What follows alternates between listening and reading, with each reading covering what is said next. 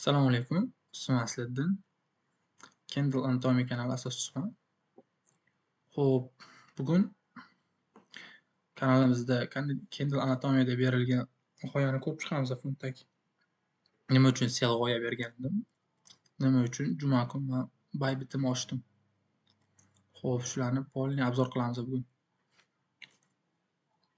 Xo'p, funtda nima uchun sel g'oya berdim? Birinchi sabab.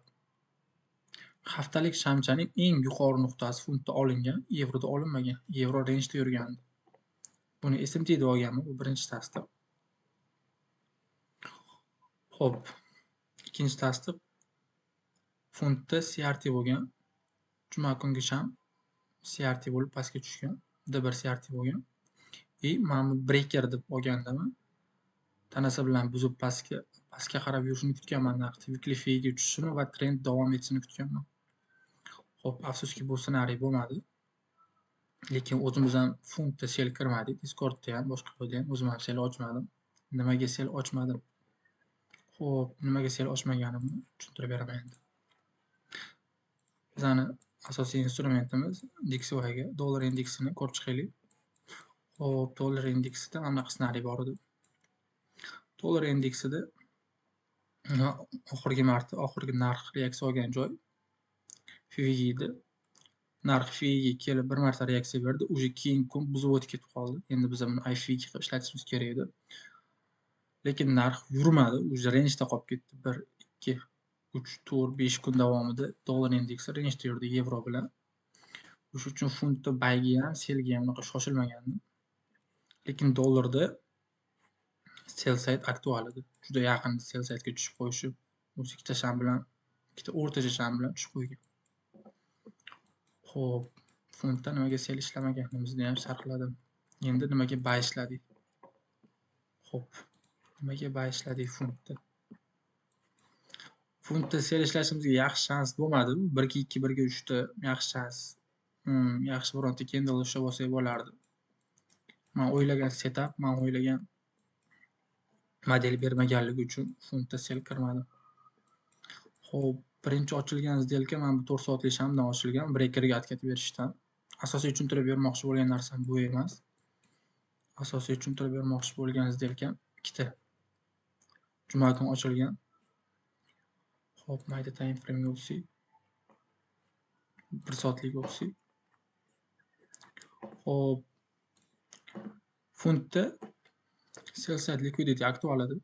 Sell side liquidityga kelib uje bir marta test bergan bozor. Bu birinchi tasdiq. Ikkinchi tasdiq trend buy deydi. Xo'p, buy o'tsa bo'ladi. Uchinchi tasdiq ko'rib chiqaylik. Uchinchi tasdiq yevro bilan SMT. Xo'p. Mana. Frankfurt yevroni Aziya lowda yechmagan. Funt Aziya lowda yechgan. Xo'p. Bu ham yana bitta tasdiq. Funtga qaytaylik. Keyin funtda 1 soatlikda MXM one candle double torch modeli bo'lgan. Bu modelda birinchi buy stop, keyin sell stop olinadi, keyin bozor yurish kerak bo'lgan tarafga qarab yurishni boshlaydi. Xo'p, bu mayda time frame da bo'lgan. O'sha uchun uzoq ushlanmagan. Agar katta time frame da, D1 da yo weekly da yo monthly da bunaqa model bo'lsa, yaxshi area bilan ushlab olsa bo'ladi. Xo'p, mayda time frame o'tsak, bizda tasdiqlovchi yetarlicha entry modeli ko'rib chiqamiz. Qanaqa bozorga kiramiz biz? Xo'p, sell side kelayo'l deb olsak, kelayo'lga tegib uje test berdi. Xo'sh, biz bu yerda CIST dan entry qilamiz.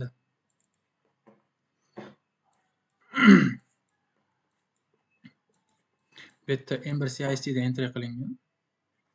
O'zbekchasida YouTube borish, ruschada поглощение bo'ladi.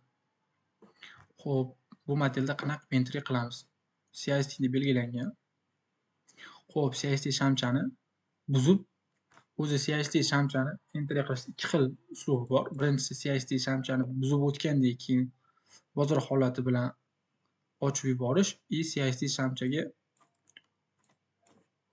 buy limit qo'yish. Xo'p, men CIST shamcha o'zi buzib o'tgandan keyin men bu candledan entry qilingan. Taxminan spread hisobiga men bitlardan ochib bergan bitimni.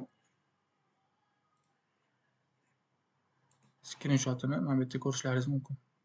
1.2, 1.3 da chiqib ketilgan. Xo'p. Juda yaxshi entry bo'lgan, bozor yaxshi yurgan.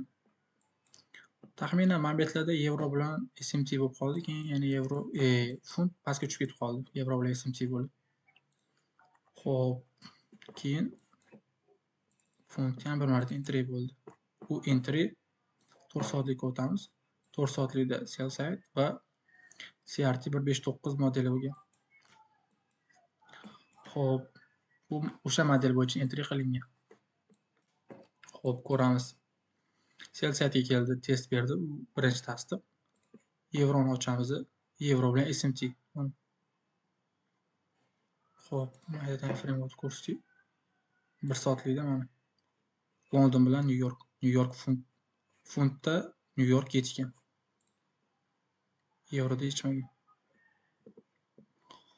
Xo'p, funtga qaytamiz. Xo'p, Dixida ham SMT bo'lgan, adashmasam. SMT bor edi. Bunaqa katta error ushlanmagan, haftani oxirligi uchun bozordan sira chiqib ketilgan. 1.2 mi shunaqa yurgan, adashmasam. Xo'p, bunda ham CIC dan entry qilingan. Tana bilan buzib, o'sha atkat bergan vaqti mana bu yerdan bitim ochilgan. Spread hisobiga mana bu yerdan qo'yib bergan. Bu bitimni ham ko'rsatishim mumkin. Xo'p. Mana. Ochilgan joyi. Bunaqa katta ushlanmagan. Sirasi bozordan chiqib ketilgan. Xo'p. Sizlarga tushuntirmoqchi bo'lgan narsam shu edi.